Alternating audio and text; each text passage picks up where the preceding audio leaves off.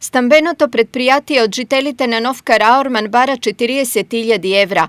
Бордот на директори одбил да им го прости долгот, па сега 35 овдешни семејства се со извршни решенија со суми од 25 до 80.000 денари, кои почнувајќи од овој месец мора да ги плаќаат. Збирната сума изнесува малку повеќе, некаде околу 2.500.000 денари, зборувам за сите 35-6 таму колку беа станари. И фактички бордот на директори не донесе позитивно решение за бришење или за ослободување од плаќањето. Во една таква ситуација, јас како раководител на подружница буквално немам никакви надлежности, не можам да кажам ништо повеќе од тоа што им е кажано во известувањето.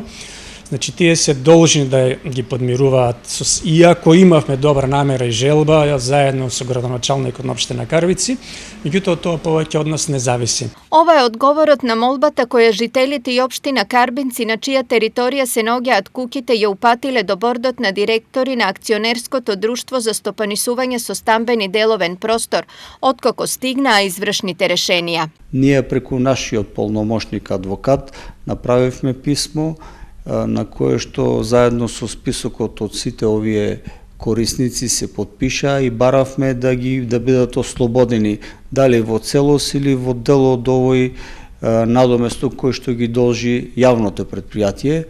За жал, значи, добивме одговор минатата недела дека јавното предпријатие одговара негативно на ова нивно барање, што значи дека ние како локална самоуправа повеќе немаме ингеренции во овој долг кој што се однесува долг, ќе повторам, значи према јавното предпријатие за стамбени деловен простор на Република Северна Македонија. Проблемите на овие луѓе започнале уште во 1995-та, кога силно невреме им ги уништи куќите во кои живееле, а кои беа во државна сопственост. Тогаш тие побарале од надлежното предпријатие да им ја санира штетата, но наместо тоа им било речено да се сногеат сами, а за сметка на вложеното ќе им биде отпишана киријата.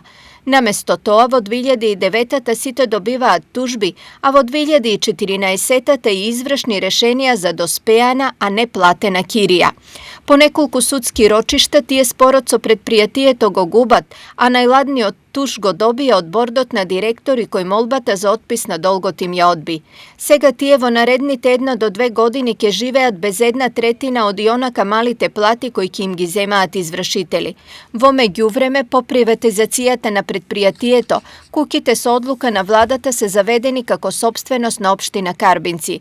За сите оние кои ќе сакаат да ги купат, општината ќе мора да спроведе постапка за лицитација, која не гарантира дека сегашните станари на куќите ќе бидат и нивни газди. Согласно Законот за располагање со ствари во државна собственост и ствари во општинска собственост, единствен начин за отуѓување на имот на општината кој што не е во употреба е преку спроведување на постапка за електронско јавно надавање преку електронскиот систем за е-ствари со претходна проценка на пазарната вредност на недвижниот имот. Се во ова овдешните жители кои во куќите живеат над 70 години и во нивно одржување вложиле многу пари, ги става со двете нозе во еден чевел, па тие се категорични дека без борба не се предаваат. Децата од 1 септември нема да бидат пуштени на школа.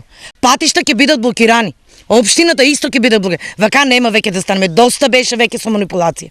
Во слична состојба, освен жителите од Нов Караорман, се и оние од населба Колонија и дел од село Радање.